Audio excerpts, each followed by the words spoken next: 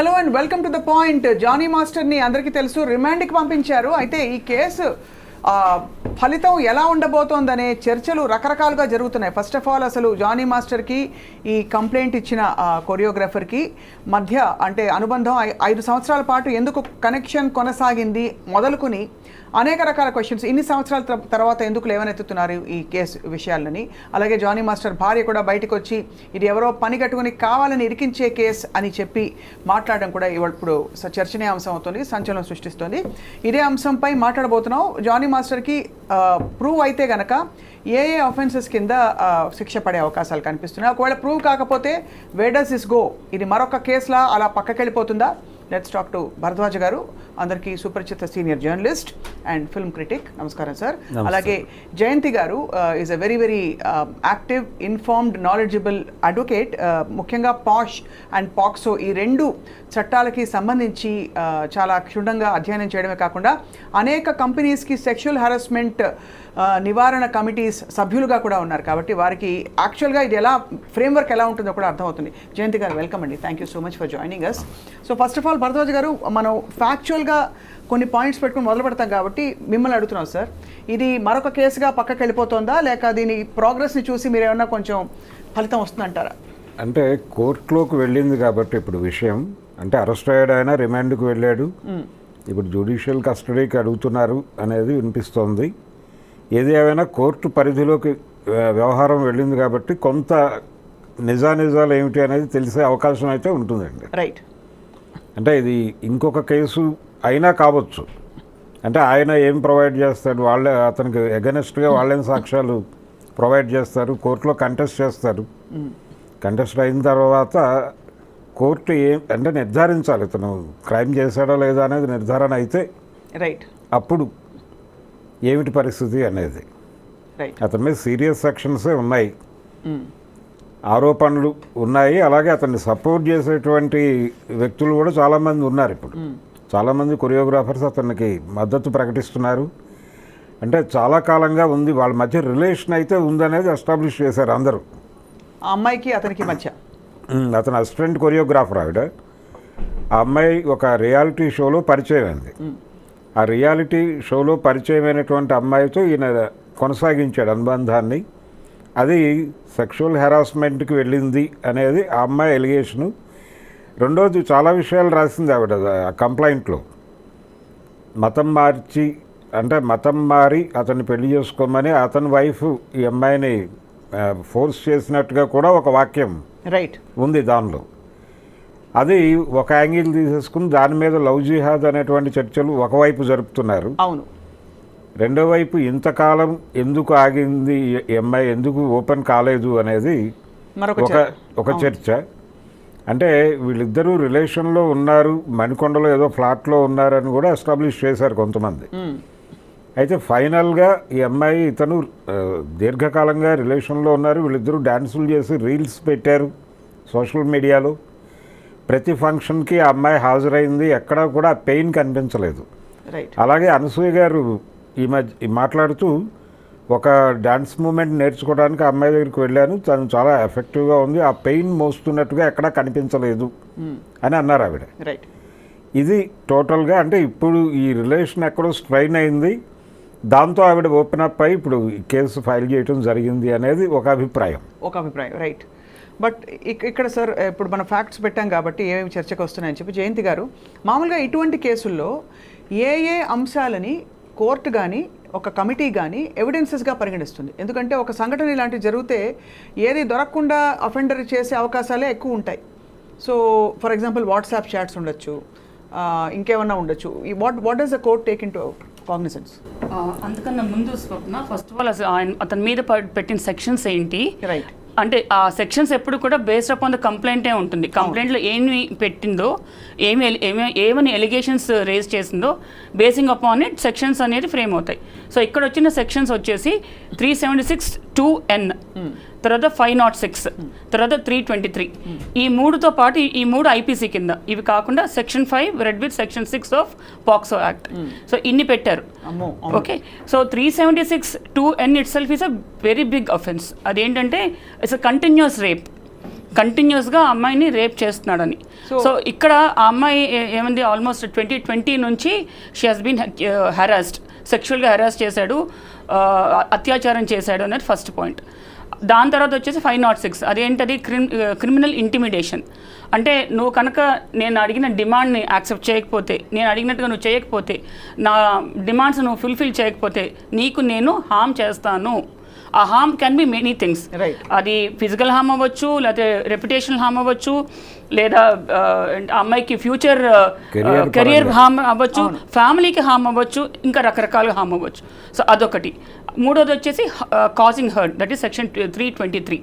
ఈ మూడితో పాటు ఎందుకు సెక్షన్ 5 రెడ్ విత్ సెక్షన్ 6 పెట్టారంటే, తను మైనర్గా ఉన్నప్పటి నుంచి తన మీద ఈ లైంగిక వేధింపులు, అత్యాచారం చేయడం జరుగుతుందని పెట్టింది. అంటే she must be less 18 below 18 అయి ఉండాలి. కాబట్టే కదా ఆ పాక్సో యాక్ట్ కింద వస్తుంది. సో ఇంత దాంట్లో ఏమేమి ఎవిడెన్సెస్ అంటే, ప్రైమరీ ఎవిడెన్స్ ఉంటుంది, సెకండరీ ఎవిడెన్స్ ఉంటుంది. ఫస్ట్ ఆ అమ్మాయి మెడికల్ ఎగ్జామినేషన్, రైట్, ఆ తర్వాత వాట్సాప్ చాట్లు, ఇవన్నీ సెకండరీ ఎవిడెన్స్ కింద తీసుకుంటారు. మెడికల్ ఎగ్జామినేషన్ ఎప్పుడు అంటే 5 ఏళ్ల క్రితం జరిగిన దానికి మెడికల్ ఎగ్జామినేషన్ చేస్తారు, చేయించాలి, సాధ్యం అంటారు. It's possible to prove. 5 ఏళ్ల క్రితం medical examination possible to prove కదా. అసలు అమ్మాయి ఫిజికల్ అనాటమీ ఏంటి, ఎలా ఉంది లోపల తెలుసుకోవడానికి. So because that is a rape, so physical examination జరగాలి, మెడికల్ ఎగ్జామినేషన్ జరగాలి. A particular rape to the offender, how do you attribute it? అది ఓవర్ పీరియడ్ ఆఫ్ టైం, అంటే అదొక్కటి సైలోలో తీసుకోరు కదా Swapna. So there will be many things. Investigation జరుగుతుంది. ఇప్పుడు ఇంకా రిమాండ్గా వెళ్ళాడు, 14 days జ్యుడిషియల్ కస్టడీకి వెళ్ళాడు. ఆ తర్వాత ఈ లోపల పోలీసులు ఛార్జ్షీట్ ఫైల్ చేయాలి, ఇన్వెస్టిగేషన్ చేయాలి. ఆ తర్వాత అవన్నీ ఒక్కొక్కటి బయటకు వస్తాయి. ఏది కూడా సైలోలో ఎవిడెన్స్ తీసుకోరు, సర్కమ్స్టాన్షియల్ గా తీసుకుంటారు. I agree ma'am. బట్ మీరు కూడా కమిటీలో ఉన్నారు కాబట్టి, ఇప్పుడు ఒకనొక వ్యక్తి, వీళ్ళని కాదు, వచ్చి మీకు నాకు హెరాస్మెంట్ జరిగిందంటే టిపికలీ మీరు ఏ యాంగిల్స్ లో మీరు అంటే దాన్ని పరిశీలిస్తారు, మీరు కానీ మీలాంటి సభ్యులు కానీ? నార్మల్గా ఇప్పుడు మేము పాష్ కమిటీలో ఉన్నాను, దాదాపు ఒక 8 కంపెనీస్లోనే ఉన్నాను, ఎక్స్టర్నల్ మెంబర్ గాను, ఎంక్వైరీ ఆఫీసర్ గాను. సో ఇక్కడ ఏంటంటే ఏ సెక్షువల్ హెరాస్మెంట్ కూడాను బ్రాడ్ డే లైట్లో జరగదు, అందరు ముందు 10 మంది అందరూ చూస్తుండగా జరగదు. Correct. So on the scale of 10, 9 కేసెస్లో సైలోస్ జరుగుతాయి. అంటే ఇప్పుడు సపోజ్ కంపెనీస్ ఉన్నాయనుకోండి, వాళ్ళ క్యాబిన్స్లోనో లేకపోతే లిఫ్ట్లోనో ఎక్కడైనా జన సంచారం లేని చోట వాళ్ళిద్దరు మాత్రమే ఉన్న చోట. సో అటువంటి చోట మీకు ఎప్పుడు కూడా డైరెక్ట్ ఎవిడెన్స్ దొరకదు, సెకండరీ ఎవిడెన్స్, సర్కమ్స్టాన్షియల్ ఎవిడెన్స్ దొరుకుతుంది. సో మేము నార్మల్గా అటువంటి చోట్ల ఏం చేస్తామంటే, అసలు ఆ అక్యూజ్డ్ మిగతా అందరితో ఎలా ఉన్నాడు అది ఫస్ట్ చూస్తాం. అది ఓవరాల్ అతని బిహేవియర్ ఏంటి, అతని పర్సనాలిటీ ఏంటి, ఎలా మూవ్ అవుతున్నాడు, అండ్ ఈ అమ్మాయి ఏం చెప్తోంది. సో మాకు సీసీటీవీ కెమెరా ఫుటేజెస్ దొరకవచ్చు. సో ఇలా రకరకాలుగా మేము పరిగణనలోకి తీసుకుంటాం. అయితే ఒక పాయింట్ ఏంటంటే, అతను అందరితో చాలా మంచిగా ఉండొచ్చు, మేము దాన్ని జెంటిల్మెన్ సిండ్రోమ్ అంటాం. ఒక్క పర్టికులర్ అమ్మాయినే టార్గెట్ చేసి ఆ అమ్మాయిని మాత్రమే ఈ విధంగా హెరాస్ చేస్తూ ఉండొచ్చు. అటువంటి చోట్ల డైరెక్ట్ ఎవిడెన్స్ దొరకడం కొంచెం కష్టమే, కానీ but over period of time మాకున్న ఎక్స్పీరియన్స్తో మేము అతని దగ్గర నుంచి అతనే చెప్పించేట్టు మేము బయటికి లాగుతాం. రైట్, జరగాల్సింది అది, అతని నుంచి బయటకు రావాలి. ఎందుకంటే ఎక్స్టర్నల్ కొరాబరేటివ్ ఎవిడెన్సెస్ మనకి ఒక హోటల్ రూమ్కి వెళ్ళింది అని ఈ అమ్మాయి చెప్పినా కూడా రూమ్లో ఏం జరిగిందో ఎవరికి తెలిసే అవకాశాలు ఉండవు. సో నిజంగానే ఇంత సీరియస్ ఈ విషయం జానీ మాస్టర్ని ఈరోజు తీసుకెళ్లారంటే రిమాండ్కి, ఖచ్చితంగా కొంతవరకు ఎవిడెన్సెస్ ఉంటే తీసుకెళ్తారా అని కన్క్లూడ్ చేసుకోవచ్చా? ఇక్కడ ప్రిమా ఫేసి ఏమైందంటే, అక్కడ కంప్లైంట్ ఫైల్ అయింది. కంప్లైంట్ ఫైల్ అయినాక 0 FIR రిజిస్టర్ అయింది. రిజిస్టర్ అయినాక సార్ పట్టుకొచ్చారు, వితిన్ 24 hours జ్యుడిషియల్ మ్యాజిస్ట్రేట్ దగ్గర ప్రొడ్యూస్ చేశారు. తర్వాత of course as a matter of process అతన్ని జ్యుడిషియల్ కస్టడీకి పంపించారు. సో ఎవిడెన్స్ని కన్సిడర్ చేశారా అంటే అది ఈ స్టేజ్లో జరగదు, ఇంకా జరగదు. Nothing is proven until proven everybody is deemed innocent in the court in the eyes of law. Right. So అక్కడి నుంచి మాట్లాడదాం భరద్వాజ్ గారు, బికాస్ ఇది నిజంగా ఒక ఇది 2 కుటుంబాలకు సంబంధించిన విషయం. ఆ అమ్మాయి కుటుంబం ఉంది ఇక్కడ, ఇతని కుటుంబం కూడా ఉంది కాబట్టి చెప్పండి సార్. అయితే ఆ అమ్మాయి అంటే ఇతని వైఫ్ ఆ అమ్మాయి మీద, ఆ అమ్మాయి కుటుంబం మీద కూడా కొన్ని ఎలిగేషన్స్ రైజ్ చేశారు. నిన్న ఆవిడ ఇచ్చినటువంటి ఇంటర్వ్యూస్లో ఆ అమ్మాయి తన కెరియర్ కోసం ఏం చేయటానికైనా సిద్ధపడేటువంటి మెంటాలిటీ ఉంది అన్న పద్ధతిలో ఒక దాడి చేసింది ఆవిడ. ఇలా అంటే పర్సనల్గా క్యారెక్టర్ అసాసిన్ చేయటం లాంటిది అది కూడా. వాటి నుంచి ఎలాగైతే ఇతని మీద ఎలిగేషన్స్ ఫ్రేమ్ అవుతున్నాయో ఆ అమ్మాయి మీద కూడా కొన్ని ఆరోపణలు చేసేటువంటి ప్రయత్నం చేశారు. చాలా దురదృష్టకరం అది. అమ్మాయికి గతంలో చాలా మంది బాయ్ ఫ్రెండ్స్ ఉన్నారని, ఉన్నవి లేనివి ఇప్పుడు 100 మంది పింక్ సినిమాలో చూపించారు కదండి. No is a no. Yes కదా. సో చెప్పండి. నో ఇస్ నో అనేది అంటే ఇప్పుడు ప్రధానంగా ఆరోపిస్తుంది ఏంటంటే ఎందుకు ఆ అమ్మాయి ఆ రోజునే మాట్లాడలేదు అనేది ఒక్కటే పాయింట్ అండి వీళ్ళ దగ్గర ఉన్నది. అవును, మాట్లాడకపోవడానికి రకరకాల కారణాలు ఉండొచ్చు. అంటే ఈ ట్రావెల్లో ఆ అమ్మాయి అలా అడ్జస్ట్ అయి ఉండొచ్చు, ఏదైనా ఒక ఘర్షణ తీవ్రమైనటువంటి పరిస్థితిలోకి వెళ్ళి ఉండొచ్చు. అప్పుడు ఇంకా భరించలేనని ఇంకా నేను దీన్ని బ్రేక్ చేసుకోవాలి అని అనుకుని వచ్చి కేసు పెట్టచ్చు. అంటే దాన్ని ఆ పాయింట్ని పట్టుకొని ఆ రోజు ఎందుకు మాట్లాడలేదు అనే ఒక పాయింట్ పట్టుకొని. అండ్ ఇలాంటి అమ్మాయిలపై సినిమా ఇండస్ట్రీ వాతావరణంలో పవర్ ఆర్గనైజ్డ్గా పూర్తి ఆర్గనైజ్ సెక్టర్ కాదు కాబట్టి దానికి పరిధులు పరిమితులు ఉండొచ్చు, ఉండకపోవచ్చు, కొన్ని depending on the production unit. కాబట్టి లైంగిక వేధింపులు జరుగుతున్నాయా లేదా? జరుగుతున్నాయి అనేది వాస్తవం అండి. రైట్, జరుగుతున్నాయి అనేది వాస్తవము. ఇక్కడ అయితే చాలా సందర్భాల్లో ఏం జరుగుతుందంటే ఈ ఎలిగేషన్స్ ఫాల్స్ ఎలిగేషన్స్ అనేస్తారు గబుక్కున. అంటే మనకి ఎస్సీ ఎస్టీ అట్రాసిటీస్ యాక్ట్ వచ్చినప్పుడు కూడా ఇది మిస్యూజ్ అవుతోంది అనే ఆర్గ్యుమెంట్ ఎక్కువ చాలా బలంగా ముందుకు తీసుకొచ్చారు. Right right. అలాగే ఇది కూడా అంటే వీళ్ళు మిస్యూజ్ చేస్తారు, ఏదో ఒక టార్గెట్ చేసి అతన్ని ఇబ్బంది పెట్టడానికి, అంటే ఇంకేదో మనసులో పెట్టుకొని ఇది అవకాశం ఉంది కాబట్టి అతన్ని హెరాస్ చేయడానికి ఈ సెక్షన్ వాడతారు, ఈ పద్ధతిని వాడతారు అనేది ఒక విమర్శ ఉంది. Right sir. ఇక్కడ జయంతి మ్యామ్ని ఒకటి అడగాలి. జయంతి గారు, ఇక్కడ ఇతని వైఫ్ కూడా ఆ అమ్మాయిని కోర్స్ చేసింది పెళ్లి చేసుకోమనే అనే ఒక ఇది కూడా వచ్చింది ఇందులో. రైట్ సార్, ఒక టాక్ కూడా వచ్చింది. ఇప్పుడు అటువంటి పరిస్థితుల్లో రాశారు ఏమండి, కంప్లైంట్ లో కూడా మెన్షన్ చేశారు. కంప్లైంట్ లో మెన్షన్ చేసింది అమ్మాయి that wife has coerced her to marry her husband అని చెప్పి. దట్ లుక్స్ సో అంటే ఫార్ ఫెచ్డ్. అదర్ దెన్ ఇంకా అన్లెస్ దెర్ ఇస్ సమ్ అక్కడ కూడా ఏమన్నా హింస, అబ్యూజ్, కొన్ని నార్సిస్టిక్ టెండెన్సీస్ ఉన్న వాళ్ళు ఎలా అయితే ఏమైనా చదువుతాం బుక్కిష్గా అలా జరిగితే తప్ప. సో కోర్టు ఎలా పరిగణిస్తుంది మ్యామ్ ఇప్పుడు ఈ కేసులో? బికాస్ వాళ్ళిద్దరి మధ్య అనుబంధం సంబంధం కనెక్షన్ కొనసాగింది. అండ్ కంటిన్యూస్ ఫోర్స్ రేప్ అంటే at every point the victim had a physical ఇది టు ఎస్కేప్. మెంటల్గా తను ఒక క్లచెస్లో ఉంది అని అనుకుంటుందా, ఇలా పరిగణిస్తారా? What is that ground on which ఈ కంటిన్యూస్ రేప్ అనే సెక్షన్ ఆర్ ఇది అప్లికబుల్ అవుతుంది? ఇక్కడ యాక్చువల్లీ ఒక పాయింట్ ఎక్స్ప్లెయిన్ చేయాలి స్వప్న. ఐ మీన్ ఈ ఐ డ్రీమ్ ఈ వేదిక ద్వారా పబ్లిక్ అందరికీ కూడా చెప్పాలనుకుంటున్నా. నార్మల్గా ఒక ఎంప్లాయీ రిలేషన్షిప్లో ఉన్నప్పుడు ఎంప్లాయర్, ఇప్పుడు అతను అక్యూజ్డ్ ఎవరైతే ఉన్నారో అతను ఎంప్లాయర్ ఈ కేసు సంబంధించిన వరకు, ఈ అమ్మాయి వచ్చేసి ఎంప్లాయీ. అతను డామినెంట్ పొజిషన్లో ఉన్నాడు. మామూలుగా కూడా ఇప్పుడు అవుట్ సైడ్ మీడియా ఇండస్ట్రీ కూడా ఎంప్లాయీ దాంట్లో ఎంప్లాయర్ ఎప్పుడు డామినెంట్ పొజిషన్లోనే ఉంటాడు. సో అన్ని రకాలుగా ఆ ఎంప్లాయీని కంట్రోల్ చేసే స్థాయిలోనే ఉంటారు వాళ్ళు. అవును, ఓకే. సో అటువంటి ఉన్నప్పుడు ఎస్పెషలీ మీడియా ఇండస్ట్రీలో వాళ్ళు ఇద్దరూ కలిసి వర్క్ చేయాల్సిన సందర్భాలు చాలా ఉంటాయి. సో ఆ అమ్మాయి లొంగిపోయిందనో లేకపోతే ఆ అమ్మాయి యాక్సెప్ట్ చేసిందనో ఇవంతా బుల్షిట్. ఎవరు చూసారు నిజంగా లొంగిపోయిందని? నిజంగా ఒక ఇష్యూ, ఒక రేప్ అనేది ఒక 4 గోడల మధ్య జరిగిన విషయం అయితే కనుక, ఆర్ వాళ్ళ వ్యానిటీ వ్యాన్లో ఎక్కడ జరిగిందో మరి అయితే కనుక వీళ్ళు చూసారా?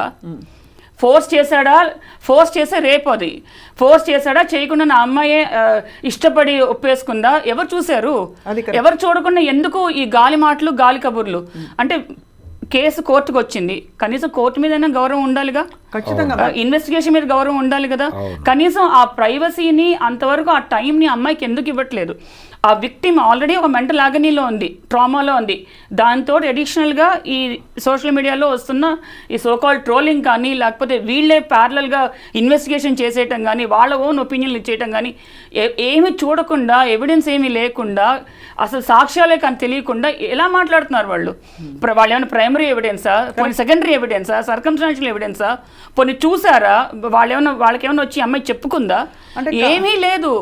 ఇది universal to all stories and it's easy to tarnish the image and character of a girl. ఈ ప్రపంచంలో చాలా easiest thing and dirtiest thing ఎవరైనా చేయగలిగేది ఏంటంటే ఒక ఆడపిల్ల క్యారెక్టర్ని టార్నిష్ చేసేయటం. అది అంత ఈజియెస్ట్ థింగ్ ఇంకోట్లేదు. ఎందుకంటే that is the weakest point as well strongest point for any girl. So ఇక్కడ వాళ్ళు చేస్తుంది అదే. ఇప్పుడు ఆ సోకాల్డ్ అక్యూజ్ వాళ్ళ వైఫ్ కానీ అతన్ని సపోర్ట్ చేస్తున్న వాళ్ళు కానీ ఇంకెవరైనా కానీ ఏ యాంగిల్ నుంచి మాట్లాడుతున్నారు, పొలిటికల్ యాంగిల్ లేకపోతే సినీ యాంగిల్ లేకపోతే మెగాస్టార్ ఫ్యామిలీ యాంగిల్ అనో ఇంకో యాంగిల్ ఏ యాంగిల్ నుంచి మాట్లాడుతున్నా ఆ అమ్మాయికి ఇవ్వాల్సిన ప్రైవసీ రెస్పెక్ట్ ఇవ్వండి అట్లీస్ట్. జస్ట్ బికాజ్ అంటే ఇంకోటి కూడా అంటున్నారు, అప్పుడే నువ్వు చెప్పలా ఇప్పుడే నువ్వు చెప్తాను, ఎప్పుడు చెప్పాలని వీళ్ళు డిసైడ్ చేయాలా? ఒక రేప్ ఇన్సిడెంట్ జరిగింది, that's not easy to accept it. అంటే కరెక్ట్ మ్యామ్, వీళ్ళు చెప్పరు, ఎవరు చెప్పకూడదు, సోషల్ మీడియాలో ఇది కామన్ ఇలా కామెంట్లు చెప్పడం కాదు, కంక్లూడింగ్ ఇట్. అంటే గౌరవ కోర్టు ఎలా పరిగణిస్తుంది ఈ ఫ్యాక్ట్స్ ని, ఈ డేటాని అని తెలుసుకునే ప్రయత్నం ఖచ్చితంగా అన్ని కన్సిడర్ చేస్తుంది, ఏ ఫ్యాక్ట్ ని వదిలిపెట్టదు. అంటే 5 ఏళ్ల తర్వాత తను కంప్లైంట్ చేసింది, బట్ ఇందులో ఇంత తావు ఉంది, లేకపోతే దీనికి తావు ఉంది, ఈ సంఘటనలు జరిగినట్టు కనిపిస్తున్నాయని చెప్పి there is evidence and circumstantial అన్ని పరిగణలోకి తీసుకుంటుంది స్వప్న. కోర్టు అనేది ఈ మీడియాలో వస్తున్న సెన్సేషన్తో ఇన్ఫ్లుయెన్స్ అవ్వదు. It will go with the evidence, it will go with ఎవిడెన్స్లో కూడా primary evidence, circumstantial evidence, corroborative evidence అన్ని చూసుకునే ముందుకెళ్తుంది. సో మరి ఈ కమిటీ పాత్ర ఏంటి ఇందులో? అంటే ఈ కేసుని మరింత స్పీడప్ చేయడానికి, బికాస్ అన్ని వేళలా క్రిమినల్ సివిల్ కేసులు పెట్టకపోవచ్చు, కాంపెన్సేషన్ కోసం సివిల్ అండ్ చార్జెస్ ప్రెస్ చేయడానికి పాక్సో లాంటిది, బట్ ఈ committee in cases of measures for example who are sexually harassed, what does the committee do? What is it's expected to do? అసలు కమిటీకి ఉన్న powers ఏంటి అక్కడి నుంచి మనం మాట్లాడితే, ఎసెన్షియల్లీ కమిటీ వచ్చేసి it has got all the powers of a civil court. అది పాష్ యాక్ట్ చెప్తుంది, sexual harassment women at work place act, prevention, prohibition and redressal. దానికి ఉన్న పవర్స్ ఆ 3 పరిధిలో వర్క్ చేయాలి. ప్రివెన్షన్ వర్క్ చేయాలి, ప్రొహిబిషన్ చేయాలి, రెడ్రెసల్ చేయాలి. ఇంత పని ఉంది. ఎంతమందికి తెలుసు ఇంత పని చేయాలని? అవును, నేను ఇప్పుడు సోషల్ మీడియాలో కొన్ని చూస్తున్నాను, వీడియోస్ కానీ ఇంటర్వ్యూస్ కానీ ఇవన్నీ చూస్తున్నాను. ఫస్ట్ ఆఫ్ ఆల్ మాట్లాడతాను హాఫ్ బేక్డ్, దాంట్లో incomplete information, 3 false information. Correct. So దాంతో యాక్చువల్లీ పబ్లిక్ ఎక్కువ నష్టం చేస్తున్నారు, కన్ఫ్యూజ్ చేసేస్తున్నారు. వాస్తవం. సో కమిటీ ఫస్ట్ ఫామ్ అయినాక వాళ్ళు ముందు చేయవలసింది ప్రివెన్షన్. అంటే ప్రివెన్షన్ అంటే అందరికీ తెలుసు సెక్షువల్ హెరాస్మెంట్ తప్పు అని, ఇట్స్ అన్ అఫెన్స్ అని తెలుసు, రైట్? స్టిల్ ప్రివెన్షన్ అనేది ఏంటి? More and more awareness create చేయండి, సో దట్ విక్టిమ్స్ ఎవరు ఉన్నారంటే వాళ్ళకి ధైర్యం వస్తుంది, నమ్మకం వస్తుంది. ఓకే, మాకంటూ ఒక కమిటీ ఉంది, ఒక సిస్టమ్ ఉంది in place, we can go there, complaint చేయొచ్చు. కానీ మీరు అనేది రైట్, చాలా రైట్ జయంతి గారు. భరద్వాజ్ గారు, మామూలుగా ఎవరైనా గొంతెత్తి ఒక మాట మాట్లాడితేనండి ఇలా జరిగింది నాకు అని చెప్పి బీట్ చిన్మయి శ్రీపాద తను చెప్పిన సందర్భాలు ఉన్నాయి. చాలా మంది సెలబ్రిటీస్ వాళ్ళ గొంతు నొక్కేసే ప్రయత్నాలు చాలా జరిగాయి. వాళ్ళని రెబల్గా ముద్ర వేసేస్తారు, వాళ్ళని గయ్యాళి, ట్రబుల్ మేకర్, ఇలా రకరకాల రాధికారు చెప్పారు కదా మొన్న, ట్రబుల్ మేకర్ అంటారని చెప్పి కారవాన్స్లో సీక్రెట్ ఫిల్మింగ్ జరుగుతుంటే కూడా చూసి పట్టుబడ్డా కూడా people can't raise their voices and because they will be outcast literally. అంటే I'm talking about not caste and also outcast. So ఇది ఇక్కడ సిస్టమ్ ఫెయిల్యూర్ స్వప్న. అవును, blatant system failure. How can we create very amicable system where, అంటే అమ్మాయిలు, భరద్వాజ్ గారు మీరు కూడా చెప్పాలి సార్, ఆడపిల్లలు బయటకు వచ్చి నాకు అన్యాయం జరిగింది అని చెప్పుకోవడానికి జడ్జిమెంట్ లేకుండా నేను ఐ విల్ బీ హర్డ్ అనే వాతావరణం ఎలా వస్తుంది మ్యామ్? జడ్జిమెంట్ ఎవరు చేస్తున్నారు? బయట నుంచి గాల్లోంచి ఎవరు చేయట్లేదు, మనలాంటి మనుషులే చేస్తున్నారు. ఎందుకు చేస్తున్నారు వాళ్ళు? పని పాట లేక కొంతమంది, మరి కొంతమంది సైడ్స్ తీసుకుని ఇప్పుడు కొత్తగా తయారయ్యారు. ఆడవాళ్ళందరూ కేసులు పెట్టేస్తున్నారు, పురుష పక్షపాతులకు తయారైపోయారు సొసైటీలో. ఫస్ట్ ఆఫ్ ఆల్ సెన్సిటివిటీ అనేది లేదు స్వప్న. బేసిక్ హ్యూమన్ సెన్సిటివిటీ ఏదైతే అనుకుంటున్నామో అది లేదు. ఇప్పుడు ఒక కాకి చచ్చిపోయింది అనుకో, అది దెబ్బ తగిలి కింద పడిపోయింది అనుకో, 100 కాకులు వచ్చి కావు కావు కావు అంటాయి, రైట్? అంటే అట్లీస్ట్ అక్కడ సాంఘీభావం చూపిస్తున్నాయి. అది మన హ్యూమన్స్లో తగ్గిపోతుంది రోజు రోజుకి. దాంతో ఏమవుతుంది, వాళ్ళ స్వార్థ ప్రయోజనాలు ఒకటి, ఆ షార్ట్ టర్మ్ సెల్ఫిష్ మోటివ్స్ ఉంటాయి చూసావా, దానికోసం ఒకటి, ఇలా అన్ని రకాలుగా కలిపి ఎస్పెషల్లీ మీడియా ఇండస్ట్రీలో మనం ఎక్కువ చూస్తాం ఇది. ఇప్పుడు ఆ భార్య పరిస్థితి చూడండి మ్యామ్. ఇప్పుడు ఇక్కడ ఎంతమంది ఎఫెక్టెడ్ విమెన్ ఉన్నారు. భార్య ప్రోగా మాట్లాడితే అంటే ఏం అనలేము, అగేన్స్ట్గా మాట్లాడితే భర్తని చేసిందని చెప్పి అందరూ అంటారు. ఒక ధార్మిక కోణం ఓవైపు ఉంటుంది, ఓవైపు జరిగింది జరగలేదు ఇవన్నీ ఉంటాయి. సో భరద్వాజ్ గారు మీరు చెప్పండి సార్, ఈ కేసు లాజికల్ ఇప్పుడు దీంతో బహుశా అప్పుడు అలనాడు జరిగిన ఒక ఇన్సిడెంట్ గురించి ఫలానా అమ్మాయి బయటకు వచ్చి మాట్లాడుతుందేమో అనే ఒక భయం మిగతా వాళ్ళలో కూడా పట్టుకుని ఉంటుందంటారా? అంటే ఇది ప్రూవ్ అయ్యి కోర్టులో ప్రూవ్ అయ్యి శిక్ష పడితే తప్ప భయం క్రియేట్ కాదండి. అది అప్పటి వరకు అంటే జనరల్గా ఇలాంటి దానిలో ఏ క్షణమైనా మేనేజ్ చేయడానికంటే విట్నెసెస్ని మేనేజ్ చేయొచ్చు అనేటువంటి ధైర్యం కూడా ఉంటుంది వీళ్ళకి. రెండవది ఆల్రెడీ ఇప్పటికే చాలా వరకు చేశాం మేము అనే దీనిలో కూడా వాళ్ళు ఉన్నారు. అంటే ఆయన వెళ్ళిపోయిన పద్ధతి, అక్కడ వ్యవహరించినటువంటి పద్ధతి, అరెస్ట్ అయిన తర్వాత ఆయన్ని హాస్పిటల్కి తీసుకెళ్లారు, మెడికల్ టెస్ట్లు అయిన తర్వాత తీసుకెళ్లారు రిమాండ్కి. ఈ ప్రయాణంలో అతని బాడీ లాంగ్వేజ్లో ఎక్కడా కూడా ఆ ఇది కనిపించలేదు బయటకు వచ్చినటువంటి వీడియోస్లో. సో కాన్ఫిడెంట్గానే ఉన్నాడు ఆయన. అంటే ఆ కాన్ఫిడెన్స్ క్రియేట్ కావడానికి రకరకాల కారణాలు ఉండొచ్చు. అంటే నేరం చేయలేదు అనేది ఒకటే కాదు కాన్ఫిడెన్స్కి, నేను ఇది హ్యాండిల్ చేయగలను అనేటువంటి కాన్ఫిడెన్స్ కూడా కావచ్చు. అవును. కాబట్టి ఇది ప్రూవ్ అవ్వాలి. ప్రూవ్ అయితే తప్ప భయం వస్తుంది అనేది కాదు. రెండోది, ఈ కమిటీస్ వేస్తున్నారు. ఇప్పుడు ఫిలిం ఇండస్ట్రీ కూడా ఒక కమిటీ వేశారు వాళ్ళు. 2018లోనే వేశారు కమిటీ. 19లో వచ్చింది కమిటీ. అయితే సమన్ చేసేటువంటి కండిషన్లు, ఆ పవర్స్ ఉన్నాయా కమిటీకి అనేది ఒక ప్రశ్న. ఇలాంటి కేసెస్ అంటే ప్రతి చోట, ప్రతి కంపెనీలోనూ ప్రతి చోట ఈ రకమైనటువంటి హెరాస్మెంట్ ఉంటుంది అనేది అర్థమైంది. కాబట్టి దీనికి ఒక ప్రత్యేక వ్యవస్థ ఉండి ఎవరైనా వెళ్ళి కంప్లైంట్ చేస్తే సమ్మన్ చేసి పిలిచి మాట్లాడేటువంటి కండిషన్, ఆ పవర్ ఉన్నటువంటి వ్యవస్థ కావాలి. అంటే ఒక కోర్టు అవసరం ఉందేమో అనేది నా పర్సనల్ ఒపీనియన్. కోర్టు తప్పకుండా అవసరం సార్. అండ్ మోర్ ఓవర్ అసలు ఇప్పుడు ఒకసారి ఒక కంప్లైంట్ వేస్తే అది దాని మీద నెక్స్ట్ యాక్షన్ స్టెప్ జరిగేలోపు ఒక 3 వారాలు 2 వారాలు కమిటీ మెంబర్స్ అందరికీ కుదరక రకరకాల కారణాల వల్ల everything gets delayed.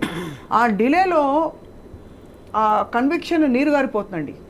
Because of so many influences. నీకు అవసరమా, ఇప్పుడు అయిపోయింది ఏదో అయిపోయిందని మొదలుకొని చాలామంది రకరకాలుగా చెప్తారు. నోబడి ఆస్క్స్, అలా ఎంకరేజెస్ యూ, నువ్వు వచ్చి వెళ్ళి మాట్లాడు బయటికి అని చెప్పి. సో ఖచ్చితంగా I think this is something that has to be addressed right away. అయితే ఒకటే అడుగుతాను సార్ అండ్ మేడం మిమ్మల్ని, sexual harassment at work place అని అనడానికి ఒక 5 పాయింట్లు చెప్పండి ma'am. I'm being harassed, I need to escalate అని ఒక అమ్మాయి తెలుసుకోవడానికి. బికాస్ చాలా ఏరియాస్ గ్రేగా బ్లర్డ్గా ఉంటాయి, starting from comments, personal comments. So sexual harassment at work place నేను మీడియాకి లిమిట్ అయ్యమని చెప్తాను. ఎందుకంటే మన కేసు ఇప్పుడు మన మీడియాకి సంబంధించిన కేసు కాబట్టి ఇక్కడ ఏంటంటే వాళ్ళకి ఒక పర్టికులర్ వర్క్ ప్లేస్ అనేది ఉండేది. ఎక్కడ యూనిట్ వెళ్ళి ఎక్కడ షూటింగ్ జరిగితే అదే వర్క్ ప్లేస్ అవుతుంది. లేదా ఒక పర్టికులర్ ఆఫీస్లో కూర్చొని వర్క్ చేస్తుంటే అక్కడ అది వర్క్ ప్లేస్ అవుతుంది. లేదా ఒక స్టూడియోలో, ఇప్పుడు మన స్టూడియోలో ఉన్నాం, ఇది వర్క్ ప్లేస్, ఇది ఒక వర్క్ ప్లేస్. ఇక్కడ ఈ స్టూడియో పెద్దలు ఉంటారు కదా, స్టూడియో ఎవరైతే యజమాన్యం, వాళ్ళందరూ కూడా ఏం చేయాలంటే ఫస్ట్ ఎవరైతే ఈ వర్క్ ప్లేస్లోకి వస్తున్నారో ఇది సేఫ్ ప్లేస్ టు వర్క్ అని ముందు అష్యూరెన్స్ ఇవ్వాలి. అవును, నెంబర్ 1. అంతేకాకుండా సెక్షువల్ హారాస్మెంట్ అంటే ఒక మిత్ ఉంది స్వప్న, ఏంటంటే ఫిజికల్గా చేస్తేనే అని, అంటే ఫిజికల్ ఇంటిమసీలోకి వెళ్తేనే అని కాదు. ఒబ్సీన్గా ఏమైనా పిక్చర్స్ షేర్ చేసినా, ఫొటోస్ పెట్టినా, ఒబ్సీన్ రిమార్క్స్ పాస్ చేసినా, దట్ ఒబ్సీనిటీ ఇంక్లూడ్స్ మన బాడీ వెయిట్ గురించి బాడీ షేమింగ్ చేయటం, కలర్ ఆఫ్ ద డ్రెస్, మన colour complexion, height, weight, body weight, దేని గురించి మాట్లాడినా that comes under sexual harassment. Right, okay. అది కాకుండా ఏమన్నా మన గురించి సెక్షువల్ టించ్లో మన దగ్గర నుంచి ఏమైనా ఫేవర్స్ అడుగుతున్నా, క్విట్ ప్రోకోలో, లేదు మామూలుగా కూడా సెక్షువల్ ఫేవర్స్ ఎక్స్పెక్ట్ చేస్తున్నా, ఇవన్నీ కూడా సెక్షువల్ హారాస్మెంట్ దాని కిందకే వస్తాయి. రైట్. ఇన్ఫ్యాక్ట్ మీడియా దానికి వెళ్తే, ఫిల్మ్ ఇండస్ట్రీకి వెళ్తే ఈవెన్ వ్యానిటీ వ్యాన్ ఏదైతే ఉంటుందో వాళ్ళ వ్యాన్, అది కూడా వర్క్ ప్లేస్ అవుతుంది. వాష్రూమ్స్, క్యాబిన్స్, షూటింగ్ లొకేషన్స్, ఇవన్నీ కూడా సెక్షువల్ హారాస్మెంట్ కిందకి వస్తాయి. అంతేకాదు ఇప్పుడు వాళ్ళు అవుట్డోర్ లొకేషన్కి వెళ్తారు, రైట్, అది కూడా వర్క్ ప్లేస్ కిందకే వస్తుంది. సో అక్కడ ఫిజికల్ ఇంటిమసీ అక్కర్లేదు, ఏవైనా సరే ఫిజికల్, వర్బల్, నాన్ వర్బల్ అని కూడా యాక్ట్ చెప్తోంది. ఇందాక మన భరద్వాజ్ గారు చెప్పినట్టుగా యాక్ట్ కింద యాక్చువల్గా కమిటీకి సమన్ చేసే హక్కు ఉంది. రైట్. అది పవర్, నాట్ ఈవెన్ హక్కు, అది పవర్. అది power of the committee is to summon any party, any person or even witnesses. వాళ్ళు మాకు అనుమానం ఉన్న ఎవరైనా కూడా పిలవచ్చు, పిలిచి వాళ్ళ దగ్గర స్టేట్మెంట్ రికార్డ్ చేసుకోవచ్చు, వాళ్ళని ఎంక్వైరీ చేయొచ్చు. ఆ పవర్స్ అన్నీ ఉన్నాయి. కానీ ఇన్ని పవర్స్ ఉన్నాయి, ఇవన్నీ ఈ పవర్స్ మేము యూటిలైజ్ చేసుకోవచ్చు అని ఎంతమందికి తెలుసు అనేది నా క్వశ్చన్. అవును, తప్పకుండా ఆ అవేర్నెస్ అయితే లేదండి, ఆ అవేర్నెస్ లేదు. ఇప్పుడు ఇండస్ట్రీకి సంబంధించి కూడా ఒక రెడ్ బాక్స్ ఉంది అక్కడ, దానిలో కంప్లైంట్లు డ్రాప్ చేయండి అని చెప్తున్నారు ఇప్పటికీ. చాలామందికి తెలియదు ఆ విషయం. కానీ ఏ రెడ్ బాక్స్ సార్, ఆనెస్ట్గా చెప్పనా సార్, ఇది సినికల్గా ఉండడం కాదు, కానీ గగ్గోలు పెట్టి గొంతు చించుకుని అరుస్తుంటేనే లక్ష ఏకరులు పెడుతున్నారు. అయ్యో ఇలాగా అప్పుడు ఎందుకు చెప్పలేదు, ఇలా అయితే ఆ రోజు ఎందుకు మాట్లాడావు, ఇవన్నీ చెప్తున్నారు. మరి ఒక రెడ్ బాక్స్లో ఒక కంప్లైంట్ వచ్చి వేస్తే అది కూడా పెద్ద పెద్ద వాళ్ళ మీద, ఇప్పుడు ఒక జానీ మాస్టర్ అంటే అతను పెద్ద ఒక చిన్న అది పక్కన పెడితే బాగా పెద్ద పెద్ద వాళ్ళు ఇన్వాల్వ్ అయిన అనేక సెక్షువల్ క్రైమ్స్ 100 జరుగుంటాయి దేశవ్యాప్తంగా ఉన్న ఫిల్మ్ ఇండస్ట్రీలో అని చెప్పి అది ఇండస్ట్రీ రిపోర్ట్సే చెప్తున్నాయి. ఇది మనం చెప్పేది కాదు. ఎవరైనా ఒక్కళ్ళ మీద యాక్షన్ తీసుకోగలుగుతారా సార్? లేదండి. అంటే దీనిలో ఇది ఒక కల్చర్గా మారిపోయి నడుస్తున్నటువంటి సందర్భం ఉంది సినిమా పరిశ్రమ. ఎందుకంటే అప్పటి నుంచి ఆ కాలం నుంచి ఉన్నది ఇప్పుడే నార్మలైజ్ చేస్తారు దాన్ని. అంటే మనకి చరిత్రలో కూడా ఉందండి. ఇప్పుడు కాంచనమాల వర్సెస్ జెమినీ వాసన్ అనేటువంటి స్టోరీ అందరికీ తెలుసు. అక్కడి నుంచి మొదలు పెడితే అంటే ఒకసారి ఒక చిన్న ప్రైవేట్ టాక్లో ఒక డైరెక్టర్ గారితో మాట్లాడుతుంటే ఇలాంటిది ఉంటుందా అంటే ఆయన చాలా క్యాజువల్గా మేము చాలా డెమోక్రటిక్గా వ్యవహరిస్తాం ఇలాంటి విషయాల్లో అన్నాడు ఆయన. అని ఒకవేళ హీరో గారు హీరోయిన్ అంటే అవుట్డోర్కి వెళ్ళినప్పుడు ఆయన అడిగితే మేము ఆయన అభిప్రాయాన్ని చెప్తాము, ఆవిడ అంగీకరించకపోవచ్చు కూడా ఒక్కొక్కసారి. అంగీకరించకపోయినప్పుడు ప్రాజెక్టుకి ఆవిడ అవసరము అనుకుంటే ఆవిడని డిస్టర్బ్ చేయం, ఆవిడ అభిప్రాయాన్ని గౌరవిస్తాం. ఆవిడ ప్రాజెక్టుకి అవసరం లేదు అనుకుంటే మాత్రం తీసేసి ఆ క్యారెక్టర్లో ఇంకెవరినైనా పెట్టి తీసుకెళ్తాం అన్నాడు ఆయన. అంటే దీన్ని డెమోక్రటిక్గా వ్యవహరించడంగా చెప్తున్నాను ఆయన. అది కండిషన్ అక్కడ ఉంది. అది ప్రాబ్లం ఉన్నమాట వాస్తవం. అయితే ఈ ప్రాబ్లం వలన సఫర్ అవుతున్న వాళ్ళు దీన్ని ఎలా అడ్రస్ చేయాలి, ఎక్కడ ఎవరితో చెప్పాలి అనే దానికి సంబంధించినటువంటి అవేర్నెస్ ఉందా లేదా అనే దానికంటే కూడా ఇది కెరియర్కి సంబంధించిన వ్యవహారంగా మార్చేస్తున్నారు. అంటే మీ కెరియర్ ఉండదు, ఇక మీరు దానికి అష్యూరెన్స్ ఇస్తూ కొంతమంది మొన్న ఈ అమ్మాయిని సోలో కొరియోగ్రాఫర్గా తీసుకుంటామని చెప్పారు. ఇప్పుడు వాళ్ళని ఈ కేసు వెనకాల అంటే జానీ మాస్టర్కి వ్యతిరేకంగా పనిచేస్తూ ఈ అమ్మాయిని వాళ్ళు గైడ్ చేస్తున్నారు, వాళ్ళ హస్తం ఉంది అనేది ఒక స్టోరీ బయట మనకి. అంటే ఇదే అంటే ఈ మాట్లాడే సమాజం అంతా కూడా వాళ్ళ ఇంట్లో ఆడపిల్లలకి జరిగితే ఏమిటి అని ఆలోచించే పరిస్థితిలో కూడా చేయలేదు. సిగ్గుపడాలి, జాలిపడాలి వీళ్ళందరినీ. అంటే అట్లీస్ట్ మీరు అన్నట్టుగా ఫేర్ ట్రయల్ ఇచ్చి ఎవరు దోషి నిర్దోషి అని చెప్పట్లేదు, కానీ గౌరవ కోర్టు పరిధిలో ఉంది, మనం అప్పుడే కామెంట్స్ పాస్ చేయదనే పాయింట్ కూడా రాలేకపోయారు అందరూ. సో ఫైనలీ మ్యామ్ జయంతి గారు, ఇవాళ అంటే ఇన్ని కమిటీస్లో సభ్యురాలుగా మీరు ఉన్నారు కాబట్టి మిమ్మల్ని అడుగుతున్నాం, ఏం చేయాలి ఒక అమ్మాయి హెరాస్మెంట్ జరిగితే? తనకి ఒకవైపు సర్వైవల్ ప్రాబ్లమ్స్ ఉండొచ్చు, వాళ్ళ పేదరికము ఇంకోవైపు నాకు ఎవరు మద్దతు పలకరు, ఐ వోంట్ బి హర్డ్ అనే ఒక కాన్ఫిడెన్స్ ఉండొచ్చు, ఒక డిఫరెంట్ మోడ్లో చెప్పకపోవచ్చు. What do you suggest? So Swapna, నార్మల్గా కంపెనీస్లో అయితే ఈ ఐసీ కమిటీ అనేది ఒకటి ఉంటుంది అండ్ ఖచ్చితంగా చేయాలి. ఎందుకంటే ఈ కంపెనీస్ అన్నీ కూడా end of the financial year వాళ్ళు ఆర్ఓసికి, రిజిస్టర్ ఆఫ్ కంపెనీస్కి, మినిస్ట్రీ ఆఫ్ కార్పొరేట్ అఫైర్స్ వీళ్ళందరికీ సబ్మిట్ చేయాలి, రిపోర్ట్ సబ్మిట్ చేయాలి.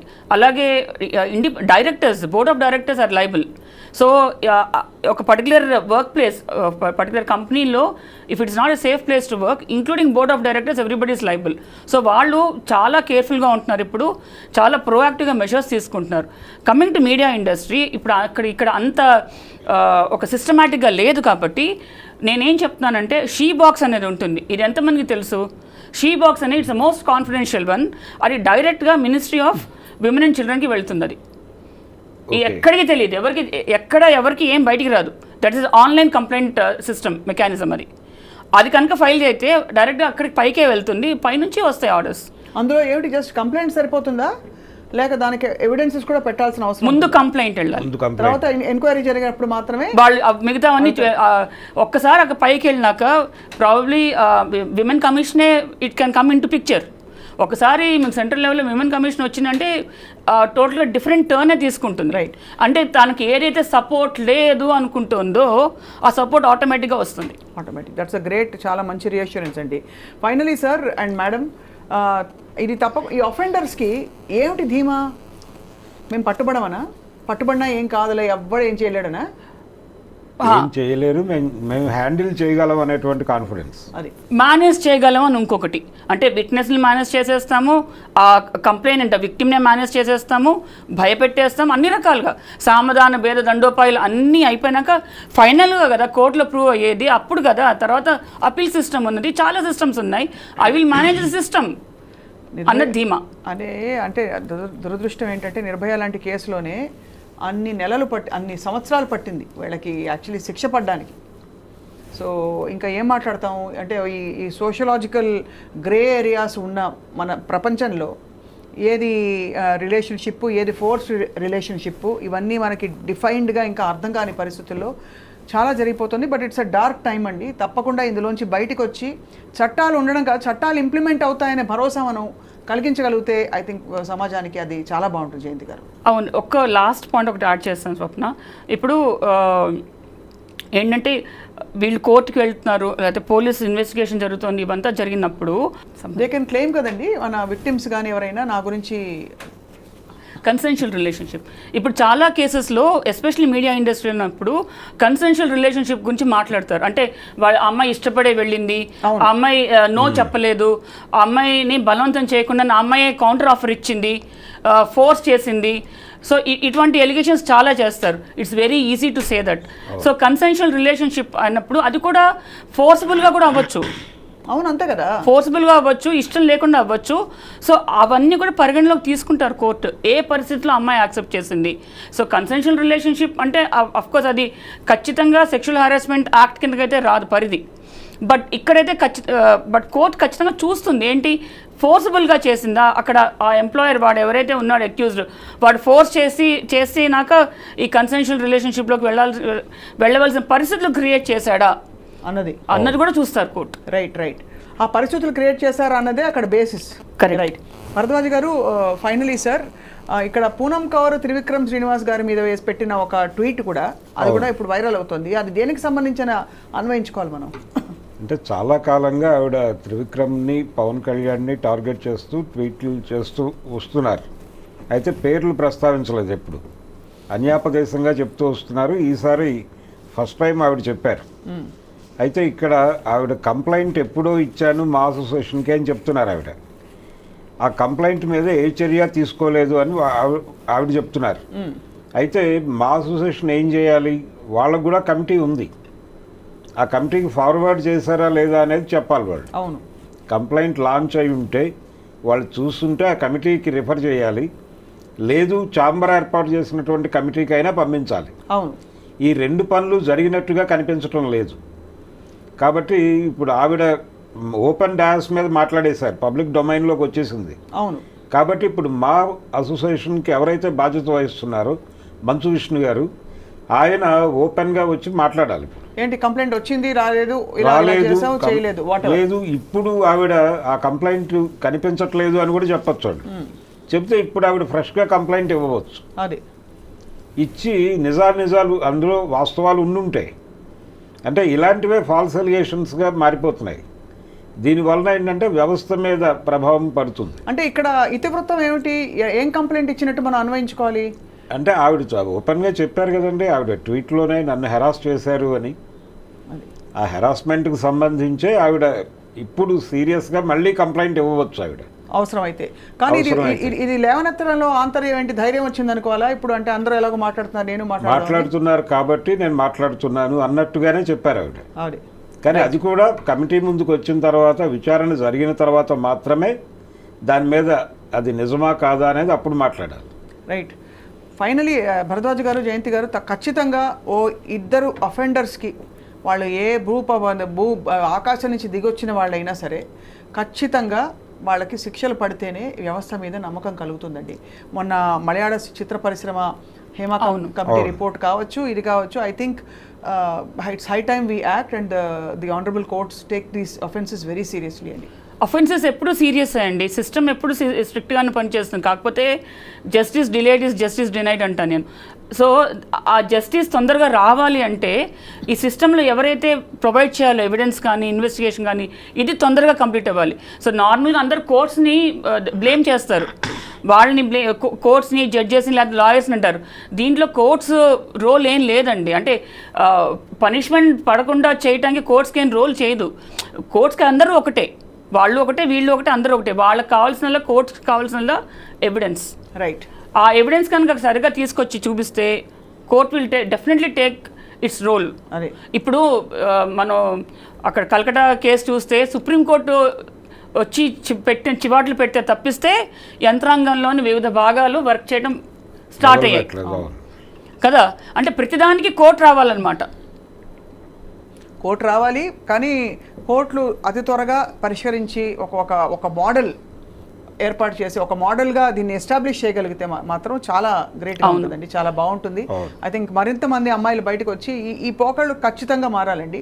స్త్రీ స్వేచ్ఛ, మనం విమెన్ ఈక్వాలిటీ 33% ఇన్ చట్టసభల్లో అవన్నీ మాట్లాడుతున్న రోజుల్లో ఇలాగా గౌరవప్రదమైన వర్క్ ఎన్వైరన్మెంట్ ప్రొవైడ్ చేయలేని ఒక it's a major failure in our country. Exactly true, actually across the world, primarily in our country.